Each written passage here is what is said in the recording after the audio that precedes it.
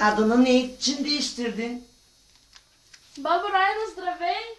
Ай, майко! Hadi ma. Чай сега не може да снимаш с камерата. Идваш да гласуваш ли? Майко Тънчува. Седе мама, ще кажем да се маха Тополов Николай Василев. Ще сме в предизборна агитация. Кажи ми за каква промяна гласуваш, какво ще да се промени? Много добре знаете. Чакай бе, жена, кажи ми за каква промяна гласуваш. Ама, какво да ти кажем? Не сам заботен. Сокол 31 живеем. Таш трети. Крката ми виж ко става, ощото лавката ми, гаража ми, сведенията от съобседника, всички добре знаят. И краби имаше продади. Каква промяна гласуваш? Какво искаш да се промени? 7. Какво е седем бе, чуждана? Чакай, кажи ми отговори за каква промяна гласуваш. Искам чисти улици.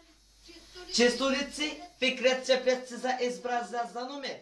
Чакай де, 12 милиард яла виж нашата сокола. Хади отзад Бог лутфърлит. А пред гене ко става, купай него, взима прва проститутката, апартамент на никой не гледи. Ето Кузмов, Мехмет Асан, Октай, другите всичките буклуци. Яша Исмеин Ахмедов Траба.